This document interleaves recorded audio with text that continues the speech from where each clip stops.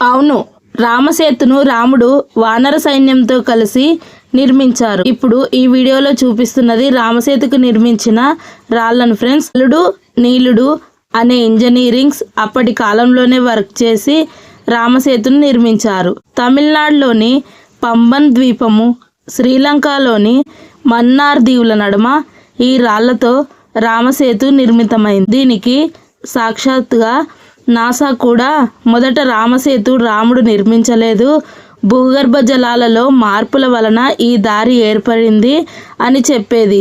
తర్వాత వాళ్ళ రీసెర్చ్లో తెలిసింది ఏంటంటే ఇది మానవ నిర్మితమే అని 7 సంవత్సరాల కింద ఒప్పుకుంది.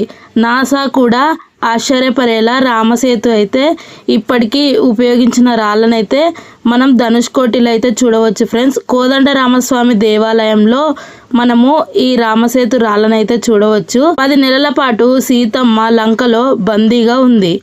రాముడు అయోధ్య నుండి తమిళనాడు చేరుకోవడానికి 7 నెలల సమయం పట్టింది. మిగిలిన 2 నెలలు రావణుడితో యుద్ధం చేశాడు. 1 నెల సమయం ఇప్పుడు మీరు చూస్తున్న ఈ రాళ్లతో రామసేతు కట్టారు. ఇప్పుడు ధనుష్కోటి వ్యూ అయితే మీరు చూసేయండి ఫ్రెండ్స్.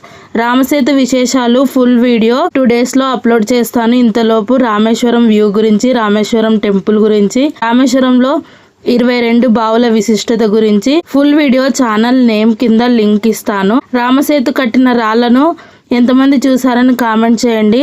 ఛానల్లోకి వెళ్ళి ఒకసారి వీడియో విజిట్ చేయండి ఫ్రెండ్స్. మీకు ఏ పాయింట్ నచ్చింది అనేది కామెంట్ చేయండి. న్యూ ఇయర్స్ అయితే ఛానల్ సబ్స్క్రైబ్ చేసుకోండి. Thank you for watching. వెళ్లే ముందు లైక్ చేయడం, షేర్ చేయడం మర్చిపోకండి. Have a nice day.